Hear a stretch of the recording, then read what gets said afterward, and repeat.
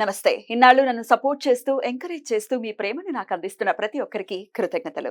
అలాగే ఈ వీడియో కూడా ఖచ్చితంగా మీకు ఉపయోగపడుతుంది. లైక్, షేర్ అండ్ సబ్స్క్రైబ్ చేసి మీ సపోర్ట్‌ని నాకు అందించండి. అలాగే ఈ వీడియో పట్ల మీకున్న అభిప్రాయాన్ని కామెంట్ సెక్షన్‌లో కామెంట్ చేసి తెలియజేయండి.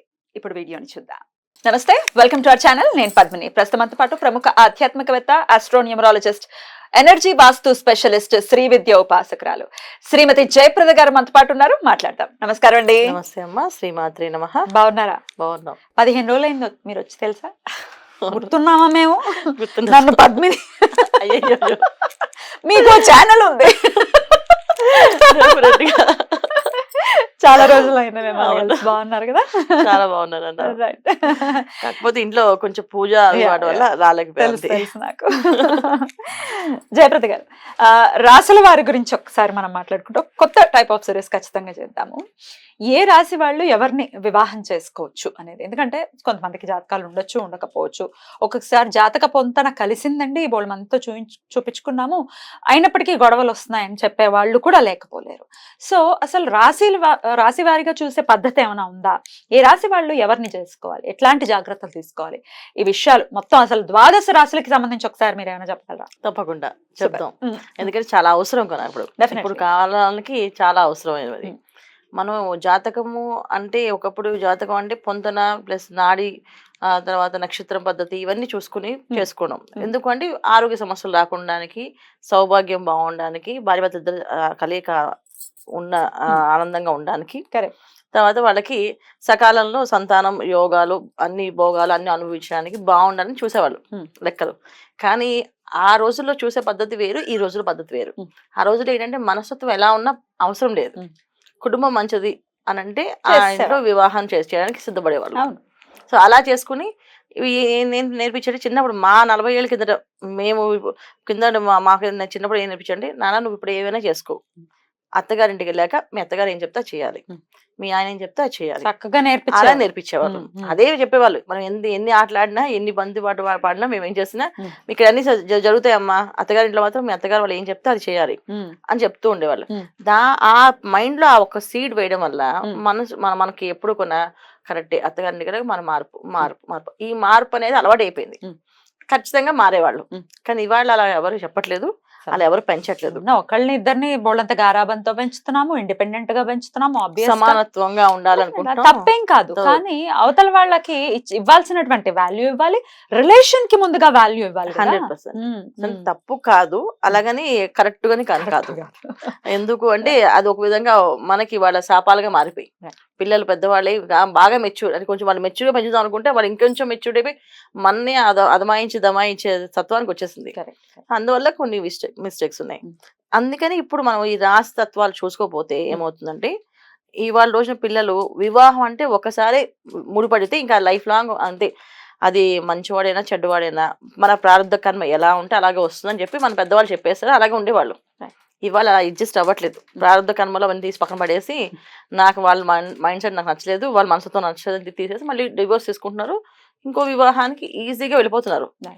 నెక్స్ట్ వచ్చే వాళ్ళలో కూడా మైనస్లు ఉంటాయి, ఏ మనిషిలో ఉండవు మైనస్లు ఉన్నా మళ్ళీ ఇంకోటి చేసుకుంటామని చెప్తున్నారు. అలా తయారయ్యారు ఇప్పుడున్న యువతి. అందుకని ఒకసారి ఆచితూచి మనం అడుగు వేస్తే వివాహం దాంపత్య జీవితం అనేది 100 ఏళ్ల జీవితం హ్యాపీగా సంతోషం కలగాలంటే కొన్ని విషయాల్లో మనం కేర్ తీసుకుంటే సరిపోతుంది. మరి ఏ రాశి వాళ్ళు ఎలాంటి జాగ్రత్తలు తీసుకోవాలనేది ఇప్పుడు ఒకసారి తప్పకుండా. మరి తులారాశి వారు ఏ రాశి వాళ్ళతో జాగ్రత్తగా ఉండాలి, ఏ రాశి వాళ్ళని వివాహం చేసుకోవద్దు, ఏ రాశి వాళ్ళని చేసుకోవచ్చు, ఒకసారి మీ ద్వారా. తులారాశి వాళ్ళు మెయిన్ ఏంటంటే ఈ రాశి వాళ్ళకి ఆచితూచి అడుగు వేయాల్సింది కంపల్సరీగా. చాలా మందికి తులారాశి వాళ్ళకి వివాహం ఆలస్యం అవడానికి కారణం ఉంది. తర్వాత వివాహం అయినా ఆలస్యం అవుతుంది, బాగా ఆలస్యం అవుతుంది. ఒకవేళ వివాహం అయినా తొందరగా డివోర్స్ అవుతున్నాయి. ఎందుకంటే వీళ్ళు ఎప్పుడు కూడా ఒకటి ఎక్స్పెక్ట్ చేస్తారు, అది ఆపోజిట్ రాదు. రాకపోగానే వీళ్ళు బాగా డల్ అయిపోతారు. కొంతమంది బాగా బయట పడిపోతారు. మేము ఇలా అనుకున్నాం, మీరు ఇలా చేశారని నాకు నచ్చలేదు అంటే వెంటనే ఇప్పుడు ఎక్కడైనా మాట్లాడితే అది వాదనకు వెళ్ళిందంటే అది ఆటోమేటిక్గా అది విరిగిపోతుంది. అలాగా వీళ్ళకి జనరల్గా తులారాశి వాళ్ళకి ఉండే లక్షణం అది. సో భార్యాభర్తలు చాలా తక్కువ మంది కలిసి ఉండడం, చాలా మంది డివోర్స్ తీసుకొని విడిపోవడం, ఒంటరి జీవితం బతకడం అలవాటైపోతుంది. వాళ్ళ ఊహల్లో వీళ్ళు, వీళ్ళ ఊహల్లో వాళ్ళు. అందుకని వీళ్ళు ఖచ్చితంగా వివాహం చేయాలనుకుంటే ఖచ్చితంగా మనం అన్ని విషయాల్లో ఆచితూచి అడుగు వేయాలి. సో వీళ్ళకి ఎట్టి పరిస్థితుల్లో కన్యా రాశి వాళ్ళని ఇచ్చి పెళ్లి చేయకూడదు, వృశ్చిక రాశి వాళ్ళని ఇచ్చి పెళ్లి చేయకూడదు, తర్వాత ధనస్సు వాళ్ళని ఇచ్చి పెళ్లి చేయకూడదు. ఎందుకంటే వృశ్చిక రాశి వాళ్ళు ప్రాక్టికల్ గా ఉంటారు, ధనస్సు వాళ్ళు కొంచెం ప్రాక్టికలిటీకి తర్వాత కమర్షియల్ కి మధ్యలో ఉంటారు. వాళ్ళు ఓకే. అంత ప్రాక్టికల్ గా ఉండరు, అలా కమర్షియల్ గా ఉండరు, అలాగని కొంచెం ఫ్రీగా కూడా ఉండరు. వాళ్ళు ఆ రకంగా ఉంటారు. సో మకర రాశి వాళ్ళు వీళ్ళకి వాళ్ళకి సెట్ అవుతుంది. వీళ్ళు ఊహల్లో ఉంటారు, వాళ్ళు అసలు ఊహే కనరు వాళ్ళు అసలు. వరుసగా ఎవరు సెట్ అవ్వట్లేదు కదా. ఉమ్. రైట్. అందువల్ల మీకు ఎక్కువ మంది వివాహం అవ్వదు, కొంతమందికి డివోర్స్ అవుతుంది కారణం. Okay okay. గాట్. అందువల్ల సో వీళ్ళ కుంభరాశి వాళ్ళు, సో కుంభరాశి వాళ్ళు కొంచెం పర్వాలేదు. సో వాళ్ళకి వీళ్ళు ఎలా ఉన్నా వాళ్ళు కొంచెం మాకు ఇలా కావాలని చెప్పి చేంజ్ చేసుకుని వదిలేస్తారు. అది ఒకటి. తర్వాత మేషరాశి వాళ్ళు, సో వాళ్ళు కొంచెం అగ్రెసివ్ గా ఉంటారు కనుక కొంచెం అడ్జస్ట్ అవుతారు. అంతే, అడ్జస్ట్మెంట్. వీళ్ళే అడ్జస్ట్ అడ్జస్ట్ చేపిస్తారు, వాళ్ళు చేపిస్తారు అథారిటీ సో వాళ్ళు చేపిస్తారు ఖచ్చితంగా, ఇలా ఉండాలి మాకు అంతే, ఇలా రావాలని చెప్పేసి. అందువల్ల చేసుకుంటారు. సో ఎవరైనా సెట్ అవుతుందంటే వీళ్ళకి బాగున్నారంటే ఇలా ఉంటుంది. సో కుంభరాశి వాళ్ళు ఏంటంటే వీళ్ళకి సరెండర్ అవుతారు, లేకపోతే వీళ్ళకి వాళ్ళు సరెండర్ అవుతారు. ఎందుకు అవుతారంటే కుంభరాశిలో అబ్బాయిలు అనుకోండి, తులారాశి అమ్మాయిలు ఖచ్చితంగా లైన్లు పెట్టేస్తారు.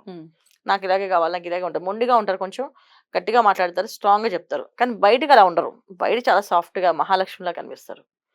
లోపల కావాల్సిన విషయంలో నేను పర్సనల్ గా మాట్లాడాలి మీతో అంటారు, అంతే. ఆ పర్సనల్ మాట్లాడినప్పుడే అయిపోతుంది వాళ్ళ పని. సో అది కుంభరాశి అబ్బాయిలు ఒప్పుకుంటారు, దేనికైనా ఒప్పుకున్న తర్వాత వాళ్ళు బాధపడతారు. కుంభరాశి వాళ్ళ లక్షణం అది, ఫస్ట్ ఒప్పుకుంటారు తర్వాత బాధపడతారు వాళ్ళు.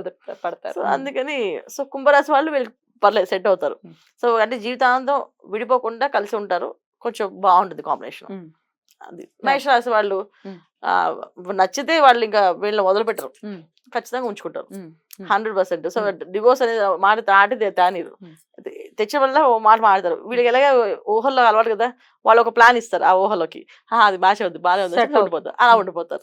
బాగుంటుంది. తులకి వృషభానికి తులకి వృషభానికి వద్దు నాన్న, ఎందుకు వద్దని చెప్తాను. ఎందుకంటే వృషభంలో ఉండే క్యారెక్టర్స్ వేరు, మళ్ళీ తులలో ఉండే క్యారెక్టర్స్ వేరు. ఇద్దరు అధిపతులు ఒకటే అయినప్పటికీ కూడా వృషభంలో ఉన్న వాళ్ళు ఏంటంటే ఆడపిల్లలు మగపిల్లలు, అబ్బాయిలు ఒక కేరింగ్ తో ఉంటారు, వాళ్ళు కొంచెం బద్దకస్తులు.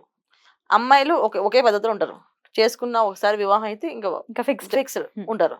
కానీ తులలో అలా ఉండరు అమ్మాయిలు. ఏంటి వీడు ఉంటే మంచిగా వీడితో ఉంటాను, లేకపోతే వీడిని వదిలేసి ఇంకొని పెళ్లి చేసుకుంటాను అమ్మా అని అమ్మకి నాన్నకి గట్టిగా చెప్పే ఆన్సర్ చెప్పే అమ్మాయిలు ఇక్కడ. అక్కడ వృషభంలో అమ్మాయిలు చెప్పరు గట్టిగా, ఇక్కడ అమ్మాయిలు చెప్తారు. అక్కడ అమ్మాయిలు వాదిస్తారు, అది ప్రేమతో వాదిస్తారు. లేదు నాన్న, లేదమ్మా, కుదరదమ్మా అని చెప్పేసి. ఇక్కడ నో, కుదరదంటే కుదరదు, చాలా గట్టిగా స్ట్రాంగ్ ఉంటుంది. తల్లిదండ్రులు భయపడతారు వీళ్ళ మాటలకి. అందుకని ఇక్కడ డిఫరెన్స్ శుక్రుడు అధిపతి అయినప్పటికీ ఆలోచన విధానాలు మారిపోయింది. నక్షత్రాలు అక్కడ నక్షత్రాలు వేరు, ఇక్కడ నక్షత్రాలు వేరున్నాయి, ఖచ్చితంగా మార్పులు వస్తాయి. అందుకని చేస్తున్నాం. ఆల్రెడీ అయిపోయింది, మీరు ఏదైతే వద్దన్నారో వాళ్ళతోనే వివాహం అయింది అనుకుంటే కనుక ఎట్లాంటి జాగ్రత్తలు తీసుకోవాలి తులారాశి వాళ్ళు? వాళ్ళు ఏ జాగ్రత్తలు తీసుకోరు నాన్న, రైట్. కానీ ఏదో సజెషన్ ఇవ్వండి. వీళ్ళు ఆల్రెడీ వివాహం అయిపోయింది, కాస్త కావాలి అనుకుంటే అన్యోన్య దాంపత్య జీవితానికి రాధాకృష్ణుల్ని ఆరాధించాలి. సో రాధాకృష్ణులు వీళ్ళ బెడ్రూమ్ లో వీళ్ళు లేవగానే చూసేటట్టుగా, వీళ్ళు పడుకున్నప్పుడు చూసేటట్టుగా ఆ బొమ్మ ఉండాలి. ఆ ఉండడం వల్ల ఏంటంటే ఇద్దరు ఒక అండర్స్టాండింగ్ లో అట్లీస్ట్ అది చూస్తేనే ఆ ప్రేమ వీళ్ళిద్దరికి చిగురించి చాలా అన్యోన్య దాంపత్య జీవితానికి దారి తీస్తుంది. గట్టిగా మా ఆయన్ని గట్టిగా పొద్దున అరిచాను, అరవకూడదు, ఆయనతో ప్రేమగా మాట్లాడాలి, అయితే మా ఆవిడని గట్టిగా అరిచాను, సో ఇలా అరవకూడదు, చూడు ఎంత ప్రేమగా ఉన్నారు వాళ్ళిద్దరు, అలా ఉండాలి మీ ఇద్దరు అనే ఫీలింగ్ కలుగుతుంది.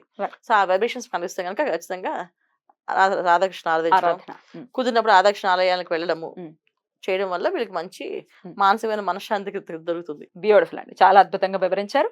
ఇక నెక్స్ట్ ఎపిసోడ్ లో వృశ్చిక రాశి గురించి మాట్లాడుకుందాం. థ్యాంక్ యూ సో మచ్ అండి. నమస్తే. శ్రీమాత్రే నమః.